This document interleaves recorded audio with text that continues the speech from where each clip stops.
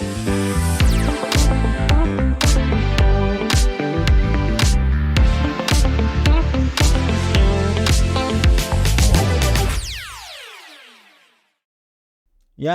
ketemu lagi bersama kami semua. Wah, di sini ada Pak Richard, ada Bu Emerald, ada Pak Subhan, dan saya sendiri Pak Rizpal. Di acara apa ini? Ini Pak. Udah faktor dulu Pak. Faktor U ya. Kayaknya harus dibikin ini ya, bikin Faktor- layar ini sendiri. Ya, itulah ya. Jadi memang semua itu harus ada tujuan dan purpose-nya. Wah, tuh ada apanya? Ada layarnya di belakang, ada purpose-nya untuk mengingatkan saya. Ini faktor U tadi. kita langsung disuguhi Itu ya uang apa? Hah? Uang. Faktor uang. Ya, terserah kamu saja. Terserah Anda saja sebagai penonton untuk mentafsirkan itu apa. Cuma gini, tadi tujuan. Bahkan dalam belajar pun bridgingnya nggak enak amat ya.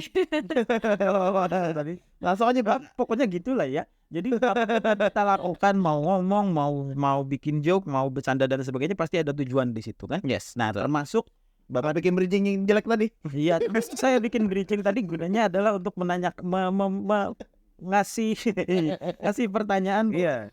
Sebenarnya kalau di posisi kita sebagai dosen sekarang gitu ya, dan kita mengajar, menurut Bapak Ibu sekalian, Bapak Ibu apa Mas atau Mbak? Pokoknya Bapak Ibu sekalian aja lah ya. Benar kali ya. Teman-teman sekalian. Yes, kalau kita mengajar atau kita belajar, terutama dalam pembelajaran bahasa, purpose itu penting nggak sih? Atau perlu nggak tujuan belajar? Perlu nggak? bahasa itu? Kalau saya sih penting banget ya itu untuk purpose ya. Karena kalau kita belajar tanpa tujuan, kita nggak tahu nih. Iya, Nanti kita masuknya, sebenarnya kita kalau belajar itu tuh kayak masuk terowongan gitu loh. Kita kalau masuk ke terowongan tapi kita nggak tahu mau keluarnya di mana, kan bingung juga nantinya. Nggak ada tujuannya kan, gitu loh. Yes, sama kayak kita berkendara sih mau kemana? Kan kalau ya kita saat belajar itu kan harus tahu tuh titik akhirnya tuh di mana. Yes, gitu. Kalau kita kayak pengendara gitu nggak tahu tujuannya, ya ngabisin bahan bakar kan. Gitu. Dengan kata lain, misalnya nih ya, ada mahasiswa belajar speaking, maka dia harus tahu dulu buat apa belajar speaking itu. Yes. Speakingnya buat apa? Cuma kalau dia hanya sekedar ngisi KRS aja, bagaimana?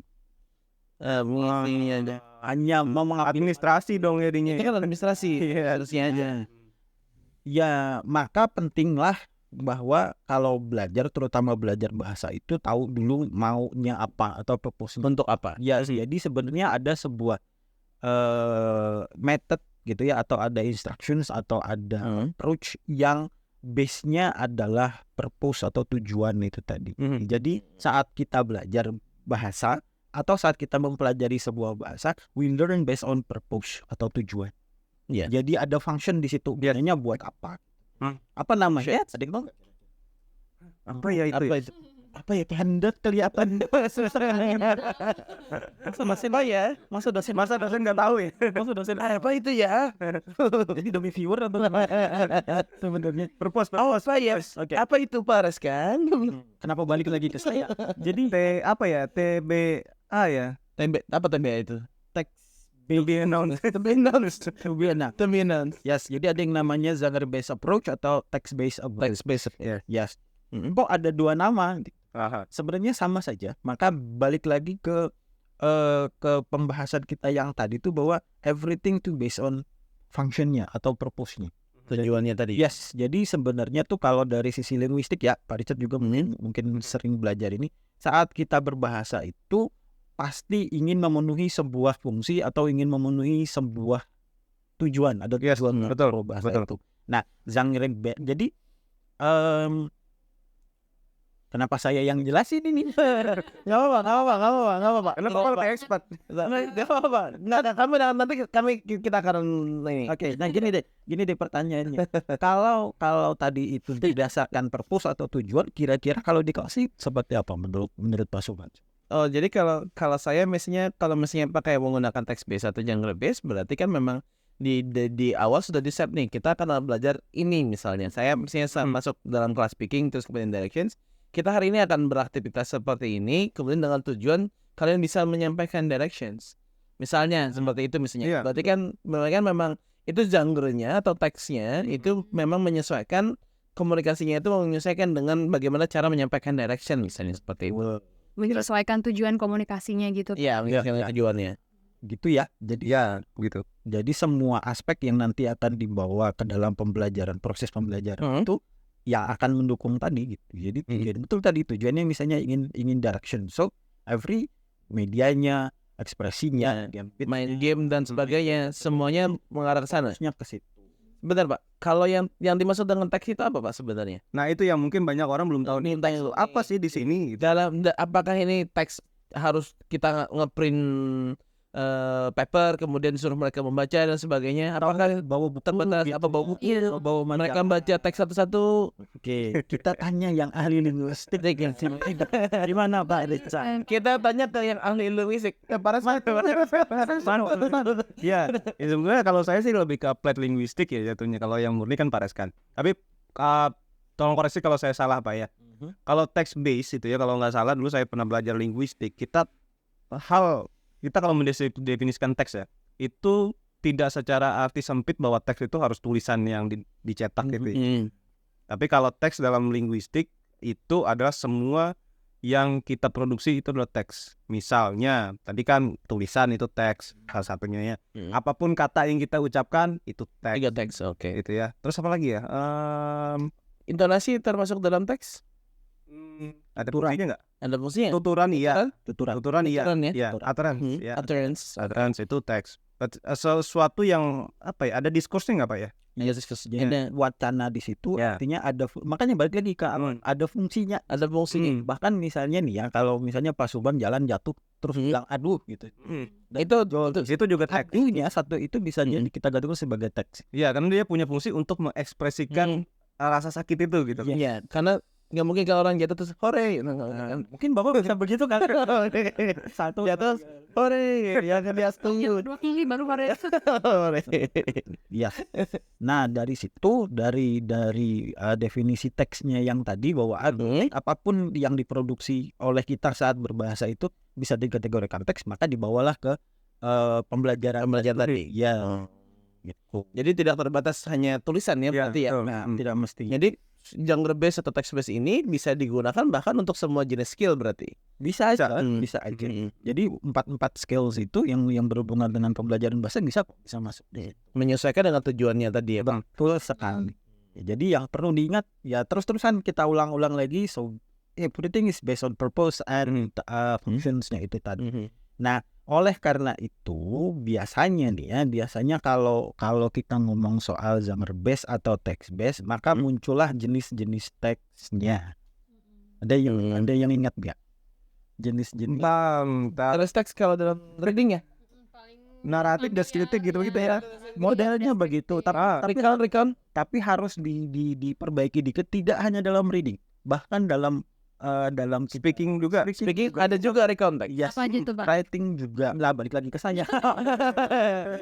Gini, Suka lempar Ibu. yang pertama clue-nya gini. Jika kita kepengen ngasih tahu cara melakukan sesuatu, maka yang muncul adalah Instruction.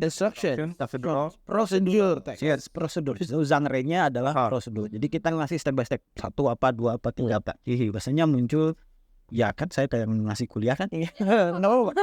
Jadi prosedur teks. Jadi kalau misalnya kita ingin menjelaskan sesuatu tentang misalnya menceritakan apa yang sudah terjadi di masa lampau misalnya, berarti kita menggunakan recount text. Yes. Apakah itu berarti artinya jenis-jenis teks yang kita pelajari di reading itu sebenarnya applicable untuk semua jenis komunikasi sebenarnya? Bisa, ya, karena kita misal kita menceritakan pengalaman kita secara speaking, kita ngobrol ke teman-teman gitu ya, cerita tentang yang masa lalu, gitu, itu sudah recount text juga. Iya, itu juga Ya, recount dia teks tapi sebenarnya itu diekspresikan secara lisan gitu, bukan tulisan. Atau Ibu Emra pernah ngajarin suaminya masak tapi pakai bahasa Inggris? Boleh dicoba. Coba. Ya. Kan bisa Itu jadi apa namanya tadi prosedur ya? Prosedur ya. Prosedur ada batasnya. atau bisa aja Bu Emar misalnya pulang dari sini cerita aja sama suaminya for Information aja. jadinya. Terus suaminya mendengarkan dengan ya. Iya. Berusaha tertarik tapi suaminya tidak. 2 ya, 3 ya, berarti udah apa aja yuk. Apa lagi ya? Prosedur. terus sudah relatif, ada recount, Atau ke academic text juga bisa jadi bisa. genre atau jadi yang tadi text Kalau academic text itu kita ngeliat lagi dia, makanya balik purpose-nya apa. tujuannya. Yes, jadi misalnya kalau laporan penelitian misalnya dia kan ingin menjelaskan bahwa ini loh ada fenomena. Kalau penjelasan, what do you say penjelasan ini guys? Descriptive. Descriptive. So genre-nya Genre-nya descriptive. Tapi dengan format yang lebih formal misalnya. ya bisa aja misalnya di kelas nih siswa dibawakan media, tolong dong kamu jelaskan ini warnanya, bentuknya dan Oh, descriptive. Ya, descriptive. bisa aja. Berarti maksudnya genre base ini atau text base method ini dia tidak ini ya, maksudnya dia akhirnya menghilangkan batas-batas teks tadi, batas-batas teks tadi yang tidak hanya terbatas pada reading. Selama ini kan mungkin kita mengira kalau kita ngomongin apa itu teks, selalu pasti akan jenis-jenis teks dan sebagainya. Itu akan selalu merujuk ke Tapi tulisan. sebenarnya lisan pun nggak spoken. Tulisan pun itu teks. Dan itu harus maksudnya semua pengajar bahasa Inggris, mau itu lecturers apa itu teachers yang ada di sekolah apapun ini bisa harus mengerti bahwa ternyata yang kita ajarkan teks itu tidak terbatas pada reading saja ya. Jadi fokus di metode ini apakah cuma sebatas itu saja atau ada yang lain, Pak? Ada beberapa jenis teks lagi, ada yang namanya expository. Expository. Maksudnya apakah itu misalnya mungkin yang lain bisa menambahkan, maksudnya apakah itu cuman terbatas kita function terus kemudian ada teksnya, terus apakah ada mestinya step dan sebagainya atau Nggak ada sih sebenarnya. Jadi tapi ada beberapa cara, bukan beberapa cara sih. Ada ya biasanya tuh kalau kita mengajar menggunakan genre base itu ada beberapa hal yang harus diperhatikan. Yang pertama tuh biasanya dimulai dengan menentukan konteksnya dulu apa. Jadi konteks yang mau dibawa ke kelas itu apa. Karena konteks sendiri itu akan berkaitan erat dengan purpose-nya. Oke, kebutuhan si siswanya sama siswanya gitu kan. Contoh aja misalnya tadi kita kepengen mengajarkan tentang apa tadi Pak? Direction. biasanya. Yes, tapi direction sendiri tidak hanya mengajarkan ini loh kamu ngasih arahan, cuma harus ada konteksnya. Ya. Misalnya ingin mengajarkan siswa agar kalau memang suatu waktu dia pergi ke sebuah tempat dia bisa nanya soal itu, for example kesasar atau apa. Tuh, jadi ada konteksnya di situ. So first thing first yang perlu diperhatikan oleh guru adalah building the konteksnya.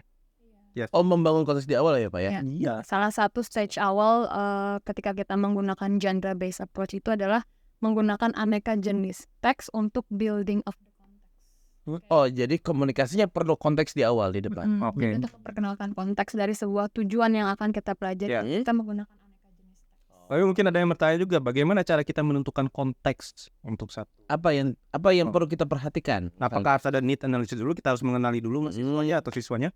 Nah itu juga bagus tuh yang disinggung Pak Richard tadi, karena base-nya adalah tujuan, otomatis kan kita harus tahu dulu siswanya apa. Iya betul. Makanya ya tadi hanya lead-nya pada ada needs-nya, Ada needs-nya tadi. ada needs analisisnya di situ. Iya, kita nggak mungkin misalnya kita mengajarkan direction untuk yang sebenarnya sudah advance gitu, mereka sudah tidak butuh itu. Iya.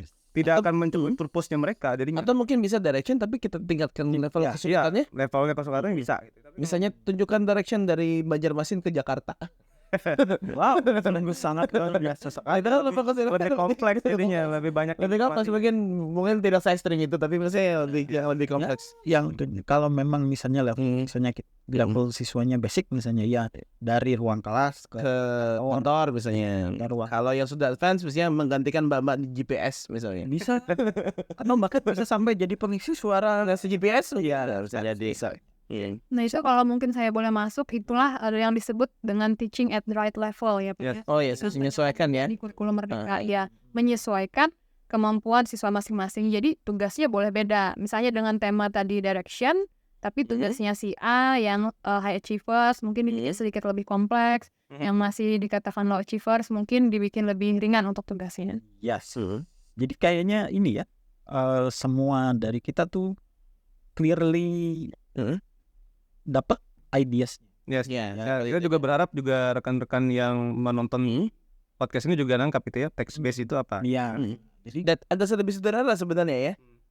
Jadi memang menyesuaikan konteksnya, menyesuaikan tujuannya, kemudian menyesuaikan dengan level kemahiran dalam berbahasa Inggrisnya. Ya, yang bikin ribet itu adalah kita cenderung untuk memikir bahwa tadi kesalahannya mikir teksnya itu bentuknya bacaan doang. Iya. Ya. Bukan yang bisa oral, bisa bahkan bisa tulisan yang ringan-ringan yang Iya, itu. Jadi terkadang tuh orang terjebak di situ ya, Pak ya. Ketika namanya sudah teks, mereka berpikir ini hanya bisa dipakai di kelas reading aja, Iya. karena bisa di kelas yang lain juga. Dan gurunya repot-repot aku membawakan teks ke dalam ini, ke dalam ini tadi, ke dalam kelas, maksudnya harus ngeprint dan sebagainya. Yes, padahal enggak, gurunya bisa bawa gambar aja bisa. Ya, atau maksudnya bawa benda, realia. Sekarang udah jarang ya pakai realia orang. Jarang sih. Maksudnya kalau mendeskripsikan sesuatu, misalnya bawa bola, masuk bawa bolanya ke dalam ini. Ya itulah ya. Jadi setidaknya sudah jelas gitu teks itu apa, lalu genre base atau text base itu sebenarnya arahnya kemana, dimulai dari apa. Jelas ya kali ya. Lihat metodenya pun sebenarnya tidak Ya, ada terlalu step by step, tidak kompleks ya, Pak ya. Enggak. Jadi memang karena dia basisnya tadi fungsi dan kegunaan, ya fokusnya ke situ aja sih. Yes. Ya itulah. Baik, kayaknya cukup sampai sekian mungkin. Iya, Ya, itulah untuk sesi kali ini ya. Ya, Untuk tentang text base ya. text base. Cukup lucu. TBA tadi ya. Ya, to be announced. ya. Text based approach. Ya. Dan Atau Atau bahasa lainnya genre base. Genre base. genre base. Bukan genre base tapi genre Ya, base. bukan genre ya. Genre base. Yes, ini cukup straightforward penjelasan. Yes. Ya lebih karena memang juga mungkin sederhana saja karena metodenya sangat sederhana, hanya meluruskan pemahaman teks itu apa, terus pembelajaran mungkin harus menggunakan menyesuaikan dengan fungsinya, artinya teks atau konteksnya tadi disesuaikan dengan fungsinya tadi ya. Ya. Dan kalau misalnya teman-teman ingin menggali lebih dalam lagi tentang genre-based approach for your further reading, kalian bisa baca bukunya Jack C. Richards tentang communicative language. Jack Richards ya, Iya, itu dia. Baiklah. Last but not least, semoga apa yang kita obrolin di sini, walaupun kadang agak kemana-mana, bisa berguna. Saya juga Namanya juga lah. tempat bersantai. Tempat ngobrol. Oke, terima kasih. Harusnya ada bakwan di sini. Gorengan kali ya. Ada gorengan.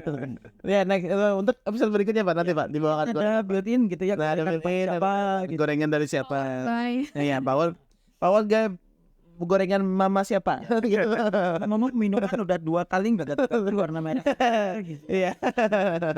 Oke, sudah aja. Ya, thank you sudah mau menonton dan mendengarkan walaupun ya itu tadi ya. Dan sampai ketemu lagi. Terima kasih kawan-kawan. Oke, kita mau di episode ini ya. Baik, sampai ketemu. Bye.